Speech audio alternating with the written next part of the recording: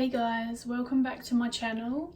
Today you can see that I am finally getting around to doing my August reflections, favourites, catch up. After having a emotionally challenging June and July, which I did discuss in one of my videos, August really felt like it lifted. My pain has continued to be challenging, but emotionally there was an uplift, and I think that still makes a big difference. Even when you deal with long-term chronic conditions, you know, your emotional well-being is so, invaluable. And my month was pretty busy, to be honest. We have a lot of birthdays in August before mine. There's a lot of Leos in my family. August still does bring up some stuff because my mother is a Leo as well, so she shares an August birthday. And if you haven't seen my video, Being Estranged from a Parent, I do actually share my experience somewhat with you guys in that video. And of course then August, it has it's fun stuff and it's uplift and it's challenges. My dad is actually in August as well. I've got a brother and a sister in August. Some are people I'm in contact with, some are people who I'm not. So it's a really interesting month. But my birthday's at the very end of it, so I kind of process that and then run out of steam by mine. That probably doesn't sound uplifting to you because it was quite a mixture, but as I say, something really shifted. My partner was incredibly supportive. I actually had a lovely few days. I had a portion of my immediate family round, and we had dinner. We all brought or made something, and we sat round and did this Sunday thing in our home, which doesn't usually happen. We usually go to one of theirs. There was a lot of laughs. Everyone just kind of lets each other be themselves, and it was just really nice. I thought I was going to be really stressed out because I'm not great in groups, even with family.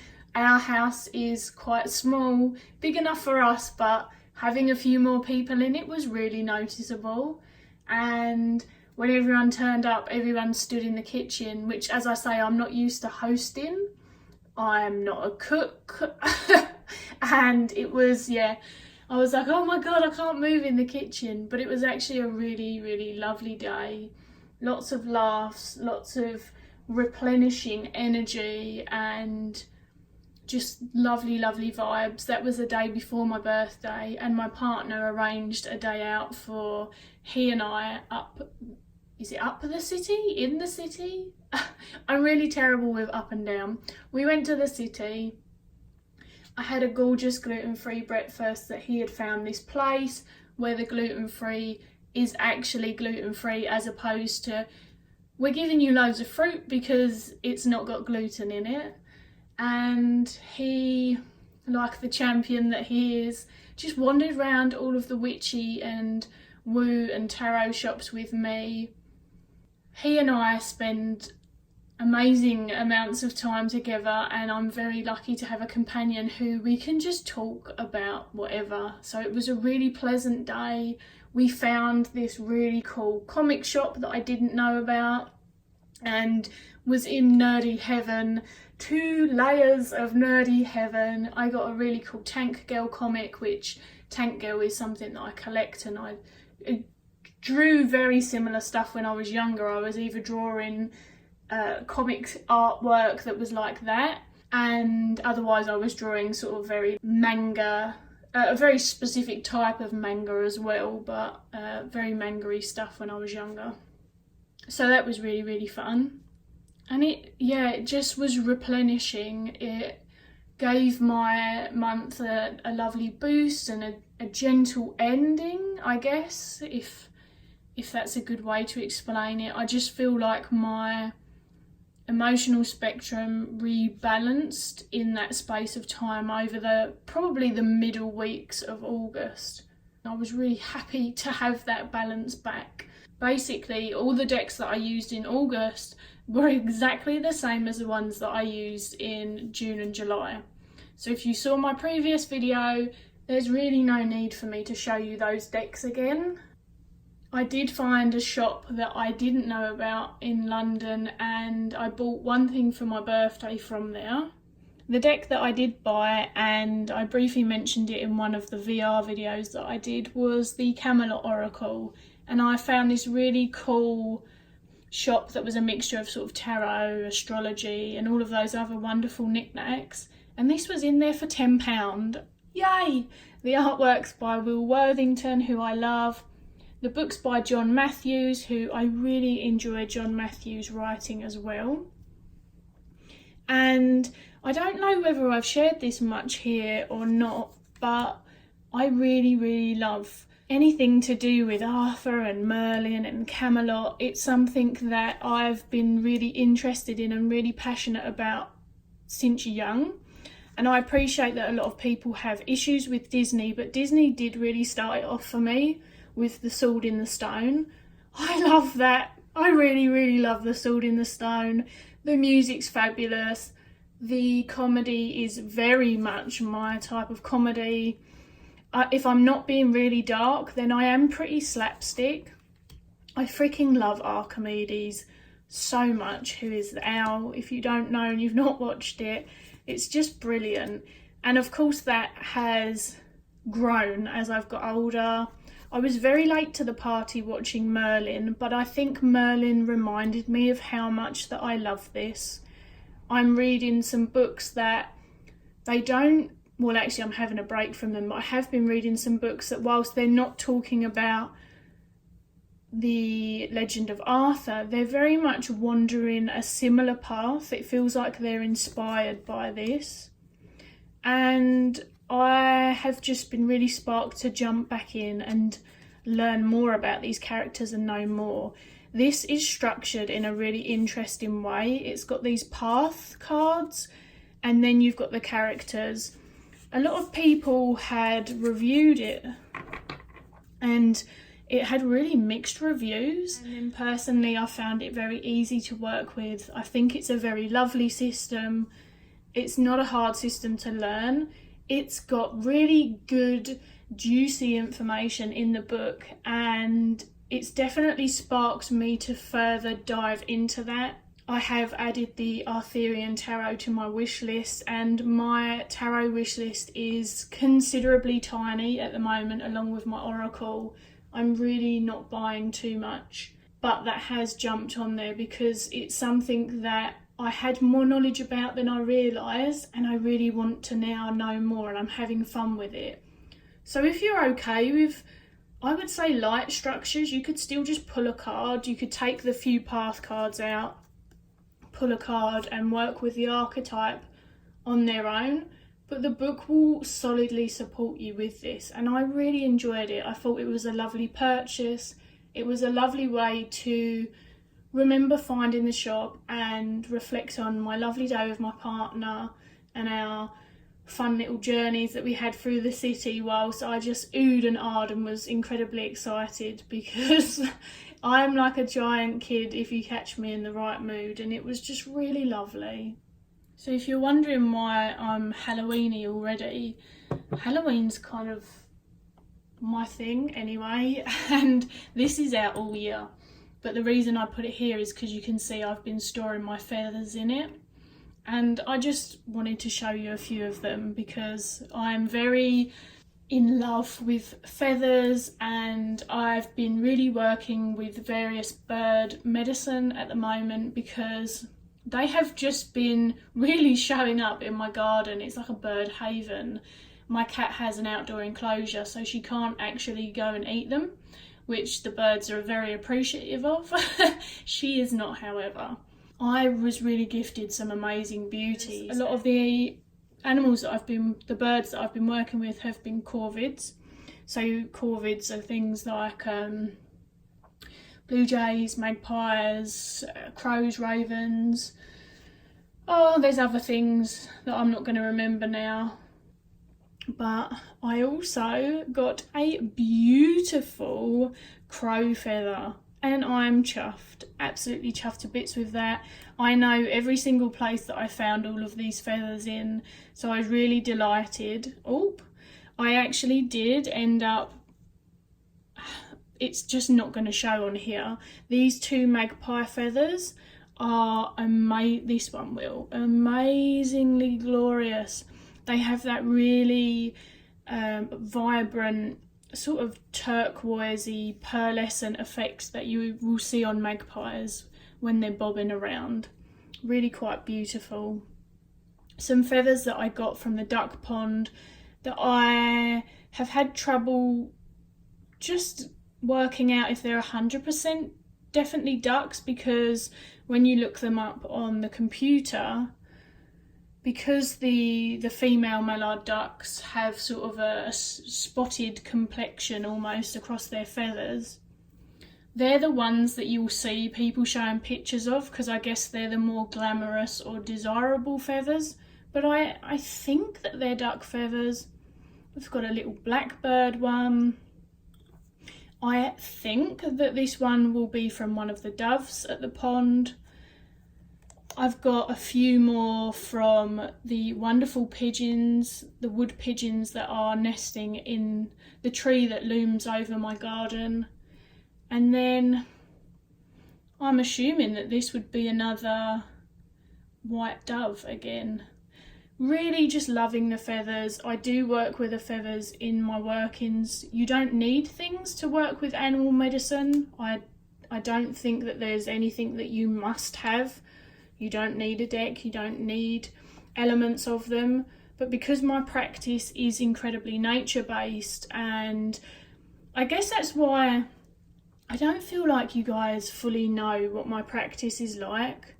And it's not because I hide it, although I don't think that we're required to share everything at all just because we're on social media. But a lot of it happens when I'm out, in the woods, in the forest, at the local duck pond, in my garden, in family gardens, exploring local parks, and the communing with nature and sitting in the earth and getting my feet out and just really getting in touch with the elements and all things like that are a big part of my practice. As I move more into my craft as a witch, and what I learn, what is me and what isn't me, and how I identify it and all of those things, a lot of that is very organic and it happens, and I'm outside and I'm away from technology. And it's just really, really lovely. So the feathers are really the only part of that I have to show at the moment. I have, of course, got some more glorious Canadian geese feathers from the local geese as well. They're in a different pot because they are magnificently large. And this one's getting rather full. I do have a birthday present to share with you guys. And this is this beautiful piece painted on a wood slice by a UK artist. I was so happy to finally find someone in the EU who did this kind of thing. She paints wildlife on various different wooden items, and I think she does a few stickers and things. This is a raven because, as I say, I've really been connecting to bird energy a lot, and then there's been several birds within that, and a lot of them have been from the corvid family. I adore ravens. I was quite happy to have a raven, a crow, a magpie. They're really the three significant ones. I would love a pigeon one as well. So I found this and I told my partner I wanted it, and then I ordered it, but it was one of my gifts from him. That's kind of how we roll sometimes. It's really beautiful. And to me, that's a lovely way of supporting an artist and a very conscious addition to my altar, because if I'm going to have stuff, then I like my stuff to have meaning and attachment to it, if that makes sense. I have two crystals to show you, and then someone asked if I would flick through my current journal that I've been sharing again over on Instagram. Again, many of you will know that whilst I like to think my consciousness on any consumerism and stuff like that is always growing and improving, I am not a minimalist, but I like to know where things have come from and support people and remain ethical and be very aware. But this piece is particularly special, and this is one that I don't know the background to. One of my brothers, because I have 3, one of my brothers is going to uni soon, and I'm really, really excited for him to have that experience, and I'm really so proud of him. I'm proud of all of my brothers. They really are lovely, wonderful human beings, and all very different. It's so fascinating. I mean, all of my siblings have one different parent to me, so they either share the same mum or the same dad. But even if they did, I'm sure personalities, they do just vary. But this one, he was always into crystals and rocks and, well, minerals, whatever you want to call them, when he was younger. Whilst I'm really happy for him, I do feel very emotional about him leaving. It's definitely connected some stuff in for me. And it was really sweet. I've been going around there, poor guy, I've been going around there loads more. He's very similar to me, very introverted, can be around people just fine, but definitely rejuvenates in his own space. But I've been visiting a lot more frequently before he goes. He gifted me this piece. He said, "I know that you like stuff like this." That's exactly what he said. And you know, I want you to take it. Anyway, the short version is he gave it to me. I absolutely cherish it. I didn't know what it was. I've spoken to lots of crystal people since, and I've showed several. It didn't matter to me what it was. It's just people kept asking. Now, the general consensus from the people who have seen it in person and the people who I would say have the most crystal knowledge out of those I know, I'm definitely not up there with that level of knowledge. They said that they believe that it was opal in petrified wood, and that actually it was quite spectacular, because if you look at some of them, usually the veins of the opal run a lot thinner. I am going to take their word for it because they know a lot more than me, and as I say, it doesn't matter to me, but it now sits on my working altar, which is behind me, and yeah, it's just a lovely addition, and it just makes me think of my brother. And I did buy one piece. This piece was so breathtaking to hold and to look at. I got it from my friend's shop, so I know where it came from, how it was sourced, I know the story behind it.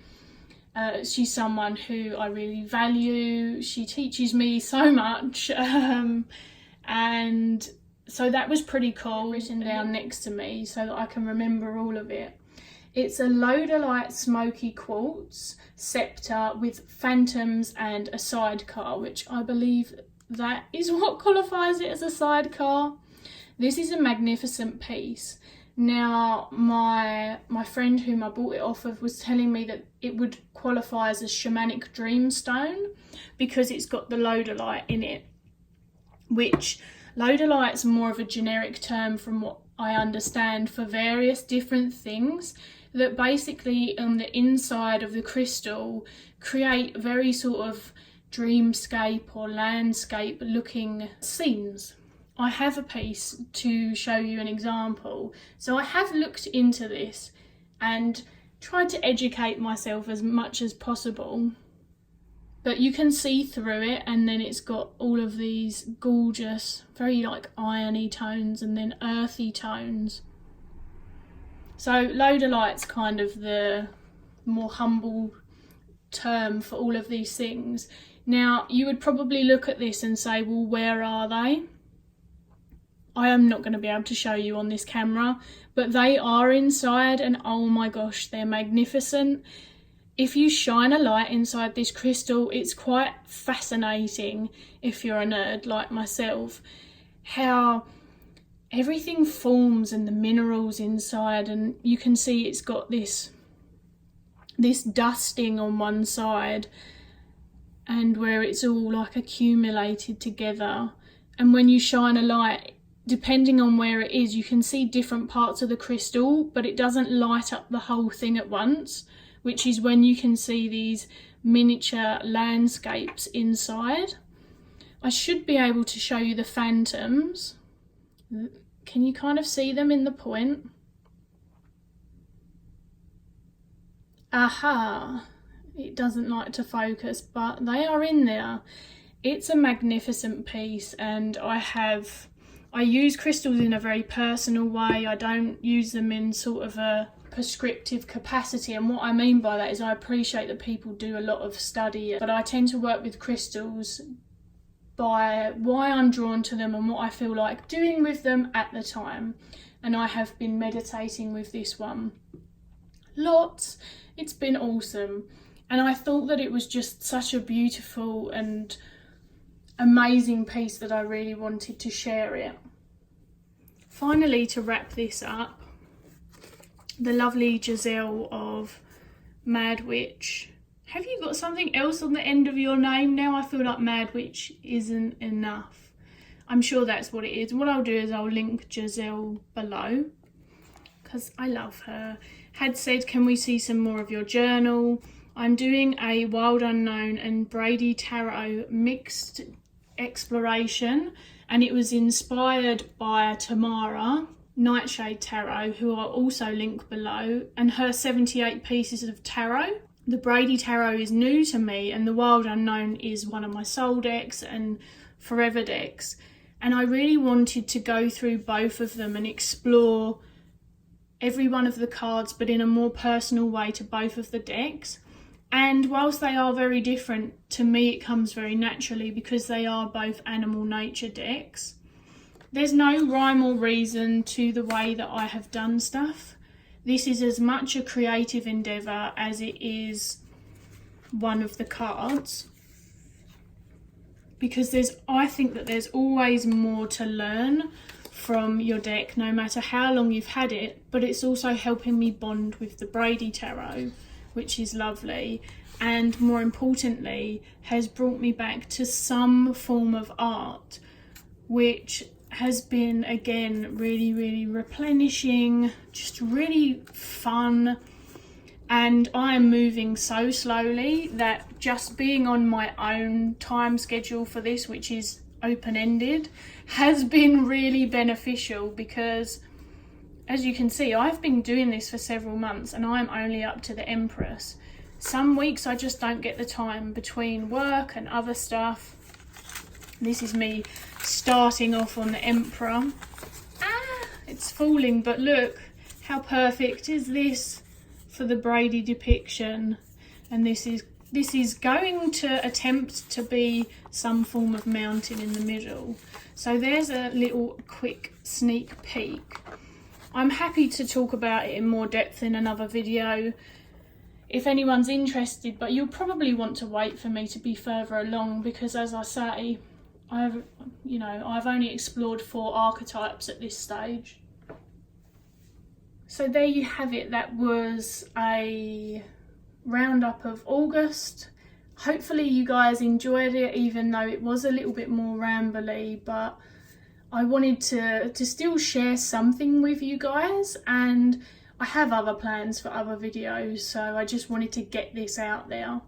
All of my links are in the comments. If you ever did want to get a reading from me, they're in there. And also I do a free animal medicine monthly email subscription, which anyone is welcome to subscribe to. Basically, it's a general reading for anyone who signs up that you get once a month of the animal for the month.